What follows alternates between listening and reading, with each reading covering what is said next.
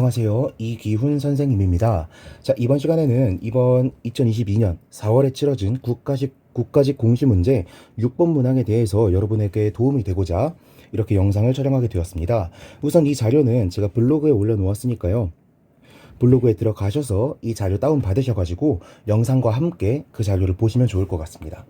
우선 제가 여기에 해설 자료라고 안 해놓고 공부 자료라고 해놨잖아요. 여러분들에게 공부에 도움이 되도록 만든 자료이기 때문에 여러분들이 직접 풀어보고 직접 고민해보고 그 다음에 수업을 들으면서 필기할 수 있는 구조로 학습 자료를 만들어 두었습니다. 나머지 문항들에 대해서도 어법 문제 위주로 제가 해설 강의를 이런 식으로 촬영해 놓을 테니까요. 지방직을 준비하실 때에 이 강의가 여러분에게 도움이 됐으면 정말 좋겠습니다. 자, 우선 제가 시간을 잠깐 드리겠습니다. 이 풀어보기를 보시고 문제를 한번 풀어보시기 바랍니다.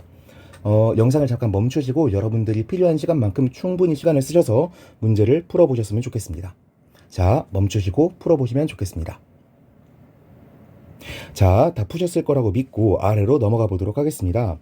여기 보면은 셀프 체크라고 되어 있죠. 여러분들이 문제를 풀면서 어떤 요소 때문에 내가 헷갈렸는지 여기다가 간단하게 적어 보시면 좋겠습니다. 예를 들어서 수동태 개념이 헷갈렸다? 이런 식으로 간단하게 적어도 되겠고요. 뭐 이츠랑 뭐가 다르지? 이런 것들을 적어 보셔도 좋겠고요. 여기다가 한번 문제를 풀면서 어떤 부분이 나를 헷갈리게 했는지 한번 간단하게 메모를 해보셨으면 좋겠습니다. 여러분들이 여기다가 적어 보셔야 제 수업을 들었을 때 조금 더 여러분에게 도움이 되도록 정보가 머릿속에 들어올 수가 있을 겁니다. 자, 잠깐 영상을 멈추시고 전부 다 적어 보시면 좋겠고요. 다 적어 보셨으면 아래로 내려가 보도록 하겠습니다. 우선 이 문항의 정답은 1번이 되겠고요. 여기에 제가 굵기 표시를 해놓은 것들이 있을 거예요. 이 부분들을 제가 왜 체크해놨을지 여러분들이 고민하면서 다시 한번 보시면 좋겠습니다. 말 그대로 공부 자료이기 때문에 여러분들이 그냥 제 해설을 듣는다고 해서 도움이 될 것 같지가 않아요. 포인트들 한번 짚어보시면 좋겠습니다. 자, 모두 다 포인트를 짚어보셨을 거라고 믿고 다음 페이지로 넘어가 볼게요. 자, 이제부터 해설을 한 선지씩 한번 해보도록 하겠습니다. 자, 우선 1번 선지부터 한번 같이 한번 살펴볼게요. 자, 일단 A horse should be fed according to its individual needs and the nature of its work 이렇게 되어 있는데요. 이 문제는 솔직히 말해서 출제 포인트가 뭔지 한참 동안 고민을 해봤는데 제대로 포인트가 잡히질 않았어요. 제 생각에는 출제 포인트가 수동태일 것 같았습니다. 자, 일단은 우리가 수동태의 개념에 대해서 모른다고 하면 안 되겠죠. 그 부분을 모르시는 분들은 빨리 문법책이나 아니면 해설 영상 같은 것들을 찾아보시면서 살펴보셨으면 좋겠고요. 일단은 이 두 가지 동사 형태에 대해서 먼저 학습을 하셨으면 좋겠습니다. 누가 봐도 이 fed는요, fed의 수동형이라는 걸 여러분이 아실 수가 있을 거예요. 그런데 그러려면 이게 맞는지 틀린지를 보려면 feed라는 동사가 타동사인지 자동사인지를 먼저 구분하셔야겠죠? 그렇다면 여기 아래 동사들을 보시기 바랍니다. feed는요, 그냥 사용하게 되면 타동사로 사용이 되어서 먹이다라는 뜻이 됩니다. 누군가에게 먹이다라는 게 되는 거예요. 예를 들어서 feed your son 이라 그러면 무슨 뜻일까요? 너의 아들을 먹여라 이런 뜻이 되는 거라고요. 즉 목적어 자리에 누가 오는 거예요? 먹는 존재, 먹임을 당하는 존재가 오는 거라고요. 오케이? 그렇다 보니까 horse는 먹임을 당하는 존재죠. 그러니까 얘가 주어 자리로 오게 되면 should feed가 아니라 should be fed 형태로 와야 되는 게 맞겠죠. 오케이? 그런데 이거랑 비교해서 사용될 수 있는 게 바로 feed on 이란 표현입니다. feed on은요, 여기 on이라는 표현 보이시죠? feed가 자동사로 사용이 된 거고요. feed는 어디에 기반하여 정도의 의미로 사용됐다고 생각하시면 됩니다. 그래서 특정한 먹이에 기반하여 먹는다 정도가 되는 거고요. 그래서 해석을 해보면 뭐뭐를 먹고 살다 라는 표현으로 의역이 되는 겁니다. 그래서 feed on 다음에 나오는 이 목적어 명사는요, 먹히는 음식을 가리키게 되는 거예요. 됐죠? 이 두 가지 표현이 어떻게 다른지 여러분들이 좀 체크를 하셨으면 좋겠고, 관련해서 내가 만약에 수동태를 모른다, 수동태의 개념을 몰라서 이 부분을 틀렸다, 그럼 수동태의 개념을 빨리 한번 살펴보시면 좋을 것 같습니다. 자, 2번 선지로 넘어가도록 하겠습니다. 우선은요, 2번 선지에서도 아마 출제 포인트는 총 두 가지였을 거예요. 첫 번째, walking down의 의미상 주어를 알고 있니? 라고 하는 걸 물어보는 것이었을 거고, 두 번째는 was blown off 이 표현이 수동태로 쓰이는 게 맞다고 생각하니? 이 두 가지를 물어보는 거였을 거예요. 그래서 제가 여기에다가 수동태라고 표시를 해놓은 거고요. 그리고 분사구문의 의미상 주어라고 써놓은 겁니다. 우선 분사구문의 의미상 주어부터 한번 살펴볼게요. 분사구문은요, 기본적으로는 어떨 때 주어를 생략하고 쓸 수 있죠? 주절의 주어와 부사절의 주어가 똑같으면 생략을 시키는 거잖아요. 그러면 여기 주어가 따로 안 나와 있으니까 워킹 다운의 의미상 주어는 누구라고 봐야 돼? my hat이라고 봐야겠죠? 그럼 해석해 보는 거예요. 내 모자가 걸어 내려가? 이상하잖아요. 그쵸? 걸어 내려가는 건 나 정도가 되겠죠. 그쵸? 그러니까 이거는 만약에 분사구문인데 주어를 생략한 형태로 쓰고 싶었다면 수동형으로 썼어야 됐을 것이고, 수동형으로 쓰더라도 워킹 다운이라고 쓰는 건 뭔가가 좀 이상하겠죠. 됐죠? 자, 그렇다면 제가 여기에 while 대 during 이라고 써놓은 포인트가 있을 텐데 이걸 왜 적어놨느냐? 많은 수험생들이 여기 while이 있는 걸 보고서 while은 접속사잖아. 접속사 다음에는 주어 동사 나와야 되니까 이거 틀린 거네. 여기에 주어 동사가 안 나와 있잖아. 라고 풀었다는 제보를 들었기 때문입니다. 이렇게 푸시면 안 되고요. 안 되고요. 여러분들이 이거 during으로 고쳐야지 라고 생각한 순간 맞긴 했겠지만 잘못 포인트를 잡고 푸신 거예요. 왜냐? 자, while은요, 접속사가 맞습니다.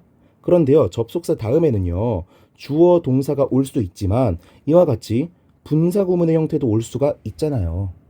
그쵸? 꼭 주어 동사가 반드시 와야 되는 게 아니란 말입니다. 그럼 여러분들은 궁금하실 수가 있어요. ing는 분사로 사용되어서 분사구문으로도 쓸 수 있지만 동명사로 사용되어서 명사적으로 사용되면 during 전치사 다음에 동명사가 나올 수 있는 거 아니야? 라고 의문을 품으실 수가 있겠죠. 안 됩니다. during 다음에는 반드시 특정한 기간이 와야 돼요. 무슨 뜻이냐? ing처럼 행위를 나타내는 명사가 나올 수가 없고요. 또 뭐도 나올 수가 없냐? 예를 들어 2 hours 같은 시간도 나올 수가 없어요. 어떤 것들이 와야 되냐면 the vacation 과 같은 뭐라고 할까요? 기간을 나타내는 명사가 나와야 된다고 할까요? 이런 친구들이 나와줘야만 해요. 보통 during 다음에 나오는 이런 명사들은 더나 아니면 my, your과 같은 소유격, 즉 제 다른 수업을 들으셨으면 아시겠지만 한정사가 같이 수반되는 경우가 많습니다. 이것까지 여러분들이 체크를 하셨으면 좋겠어요. 다시 말씀드리지만 이 문제의 포인트는요, was blown off 이거랑 walking down을 제대로 판별해내는 가였고요. 여러분들이 만약에 while이 틀린 거다라고 생각하셨다면 그건 공부를 다시 하셔야 되는 거라고요. 아시겠죠? 자, 3번으로 넘어가 보도록 하겠습니다. 3번 문제는 아주 간단했어요. 포인트가 하나밖에 없어. 어떤 거? has known이 맞니? 를 물어보는 거였습니다. 자, 간단하게 know는요, 우리가 잘 알고 있는 타동사로 주로 사용되는 동사고요. 그렇다 보니까 뒤에 목적어가 사용이 돼야 됩니다. 그런데 뒤에 보니까 목적어 없고요. primarily 부사 나오고 as부터 cartoonist라고 전치사 플러스 명사, 전치사 구가 나왔죠? 그럼 또 아니겠네? throughout her career 이것도 전치사 플러스 명사니까 아니겠네. 그러면 뒤에 목적어가 안 나와 있으니까 일단은 얘가 틀린 게 되겠죠. 물론 어떤 사람들이 이렇게 말할 수도 있어요. know가 자동사로 사용된 거 아닙니까? 라고 말씀하실 수도 있겠는데 제가 문법 해설할 때마다 항상 말씀드린 게 있어요. 어느 정도의 해석은 꼭 하셔야 된다고요. 뒤에 내용들을 보세요.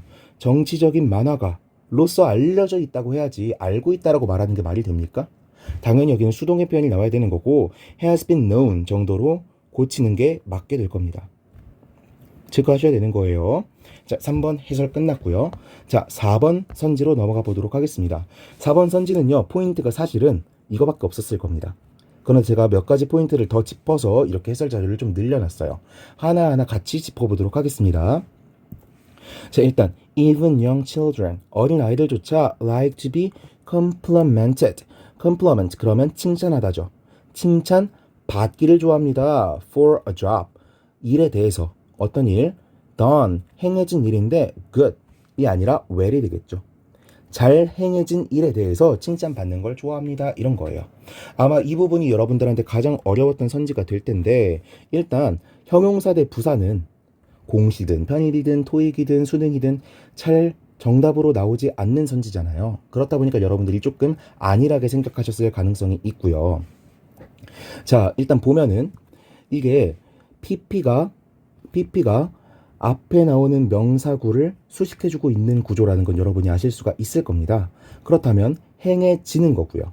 행해지는 거고 do a job 형태가 적절한 능동형이라는 것까지 알 수가 있을 겁니다. 그러면 여러분들 굿이라는 표현이 어디에 끼는 거예요? 굿이 누굴 꾸며주는 겁니까? 이상하잖아요. 좋은 일을 하다? 이거 아닐 거 아니야. 그리고 굿을 한 단어로 쓸 거면 굿을 여기다가 써주겠지. 왜 뒤에다가 써주겠어요? 아니겠죠? 자, 즉 done이라고 하는 준동사를 수식해주는 어구가 나와야 할 텐데 준동사는 부사의 수식을 받으니까 굿의 부사 형태인 well이 나오는 게 정답이 될 거라는 겁니다. 됐죠? 이게 진짜 출제 포인트였을 거예요. 그런데 혹시 여러분들 여기에서 마음이 걸리셨다면 공부를 잘하셨지만 뒷부분까지 제대로 살펴보지 않고 문제를 푸시게 되는 겁니다. complement 이게 수동태로 써야 되는지 능동태로 써야 되는지 당연히 점검하시는 게 맞지만 정답과 관련된 출제 포인트는 여기였을 거라는 거예요. 혹시 수동태인지 아닌지 아직 헷갈리시는 분들이 있다면 다시 한번 수동태 강의를 보시거나 수동태 문법 교재를 보셔야 되는 겁니다. 수동태를 이 강의에서 해설해 드릴 수는 없는 거예요. 자, 분사의 후치 수식 같은 경우에는 제가 해설을 해드렸으니까 이 부분은 넘어가도록 하겠습니다. 형용사 대 부사에 대한 부분도 해설을 해드렸으니까 넘어갈게요. 자, 그런데 저는 이 두 가지 포인트들을 여러분에게 한번 짚어드리고 싶어요. 이 문제랑 직접적으로 관련된 포인트들은 아니지만 이번 강의에서 한번 짚고 넘어가면 앞으로의 공부에도 도움이 될 것 같아서 짚어드리는 겁니다. 자, 여기 보시면 compliment랑 complement가 있습니다. I를 쓰게 되면 칭찬 혹은 칭찬하다라는 의미가 되고요. complement, 이를 쓰게 되면 보충 혹은 보충하다, 보충물 이런 의미가 되게 됩니다. 그런데 수강이라고 하면 안 되죠. 응시 후기들을 보다 보면은 complement가 맞는지를 한참 동안 고민하신 분들이 있다고 들었습니다. 그런데 이런 고민을 하신 분들은요, 문제풀이 연습을 정말 더 많이 하셔야 되는 거예요. 왜? 이 문제가 어휘 문제예요? 어법 문제예요? 법 문제죠. 그러면 애지간히 출제자가 미치지 않고서야 어휘를 바꿔가지고 문제를 낼까요? 이거는 어휘 문제인가요? 법 문제인가요? 어휘 문제잖아요. 이렇게 내게 되면. 그쵸? 이 부분을 한참 동안 고민하다가 문제를 풀지 못했다? 그거는 기본적인 유형에 대한 파악 자체가 안 돼 있는 겁니다. 이해되시겠어요? 2021년도에 있었던 지방직 시험 문제에서 픽스가 정답으로 나왔던 적이 있었어요. 그런데 어떤 수험자들 분들께서는 이런 수강 후기를 수강이라고 하면 안 되는데 응시 후기를 남겨주셨습니다. 픽스는 동사인데 여기는 명사 자리라서 얘는 안 된다고 생각을 하고 풀었어요. 이렇게 말씀하시는 분들이 많았다고요. 이렇게 푸시면 안 되는 거예요. 왜? 그 문제는 어휘 문제였거든요. 어휘 문제에서 왜 문법적인 요소를 물어봤겠습니까? 기본적으로는 법 가지고는 풀 수가 없게 어휘의 의미만 가지고 풀도록 문제를 냈어야지 맞는 거죠. 이해되셨습니까?